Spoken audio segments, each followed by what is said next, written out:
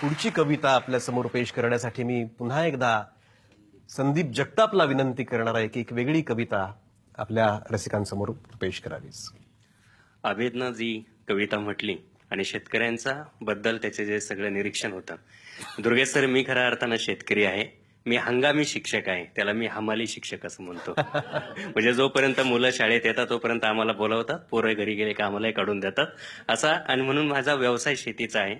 परवाच्याच दिवशी भाजी घेऊन गेलो होतो मार्केटला. मी सरांना व्हॉट्सअपवरती पाठवलं होतं. 100 जुड्यांचा भाव 20 रुपये होता.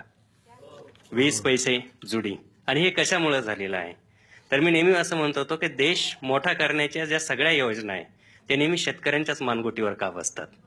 आणि तसंच काहीसं नोटबंदीच्या बाबतीत झालेलं आहे. आणि शेतकऱ्याचा मुलगा म्हणून आज भाजीपाला विकताना, शेती करताना काय झालंय त्याचं, ती एक वेगळी नोटबंदीची कविता. खरं का आम्ही कवी कुठल्या पक्षाचा असत नाही, असण्याचं कारण नाही, पण ही कविता शेतकऱ्यांची आहे आणि हा शेतकरी म्हणून ही तुमच्यासमोर ठेवतो. वावराला नांगराच्या उभ्या आडव्या पाळ्या दिल्या, धसकट धुसकट गोळा करून घेतली. वावराला नांगराच्या उभ्या आडव्या पाळ्या दिल्या, धसकट धुसकट गोळा करून घेतली. तरी पीक राहतं मातीत आणि तणच येतं वर. तरी पीक राहतं मातीत आणि तणच येतं वर. शेतकऱ्यांचं धरून बोट, तुमच्यामुळे आमचं आयुष्यच झालंय 1500ची जुनी नोट. वावराला नांगराच्या उभ्या आड्या पाळ्या दिल्या, धसकट धुसकट गोळा करून घेतली. तरी पीक राहतं मातीत आणि तणच येतं वर. शेतकऱ्यांचं धरून बोट, आमचं आयुष्यच झालंय आता 1500ची जुनी नोट. आमचंच आम्हाला मूल्य बाजारात कोणीच विकत घेत नाही. आमचंच आम्हाला मूल्य बाजारात कोणीच विकत घेत नाही. कित्येक लटकतात फासावर, टीव्हीवर बातमी सुद्धा येत नाही. कित्येक लटकतात फासावर, टीव्हीवर बातमी सुद्धा येत नाही. व्यसनी होता, घरगुती वाद होते, मनोरुग्ण होता. व्यसनी होता, घरगुती वाद होते, मनोरुग्ण होता. अशी कारणं सांगून मदतीच्या फायली नाकारल्या जातात. अशी कारणं सांगून मदतीच्या फायली नाकारल्या जातात. शेतकऱ्यांच्या आत्महत्या सरकारी बुटांनी ठोकरल्या जातात. शेतकऱ्यांच्या आत्महत्या सरकारी बुटांनी ठोकरल्या जातात. तुम्ही तुमची तिजोरी भरण्यासाठी नोटबंदी केली. तुम्ही तुमची तिजोरी भरण्यासाठी नोटबंदी केली. काळा पैसा बाहेर येईल अशी गर्जना दिली. तुम्ही तुमची तिजोरी भरण्यासाठी नोटबंदी केली. काळा पैसा बाहेर येईल अशी गर्जना दिली. पण इथं माणसाचं काळीजच काळं, कसा बाहेर यायचा काळा पैसा. पण इथं माणसाचं काळीजच काळं, कसा बाहेर यायचा काळा पैसा. समाजाचं दुखत होतं बोट, समाजाचं दुखत होतं बोट, तुम्ही पोट कापून काढलं. समाजाचं दुखत होतं बोट, तुम्ही पोट कापून काढलं. आधीच आमचं आयुष्य होतं खारट, त्यात तुम्ही अजून मीठ वाढलं. आधीच आमचं आयुष्य होतं खारट, त्यात तुम्ही अजून मीठ वाढलं. आता तुमच्या डिजिटल इंडियाच्या तंत्रानं करता येईल का कम्प्युटरवरून वावराची पेरणी.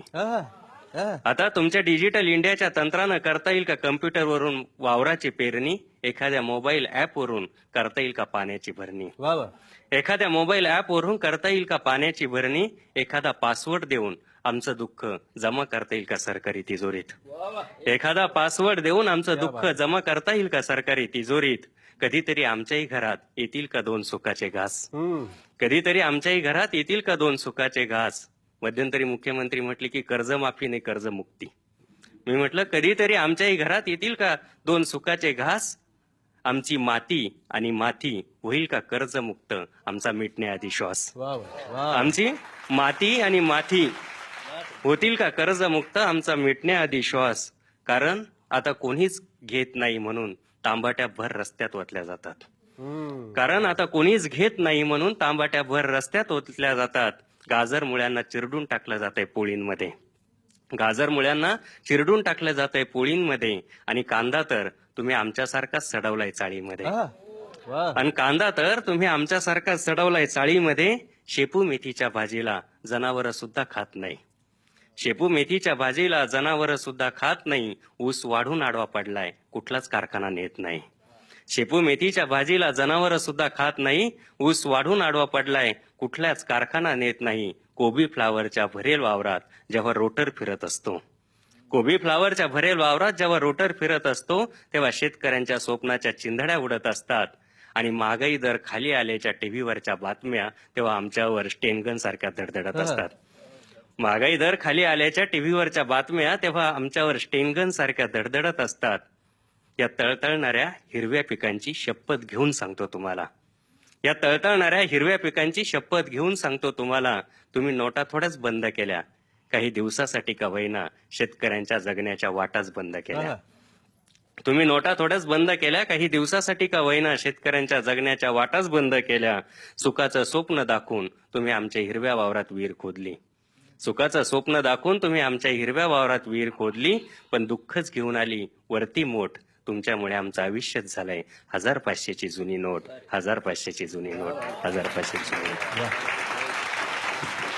काय गंमत झाली बा की त्या 8 नोव्हेंबरला रात्रीतनं घोषणा झाली की आता 500 आणि 1000च्या नोटा म्हणजे आता याच्या पुढे फक्त कागद का पन्ना, फक्त कागदाचा एक तुकडा राहतील.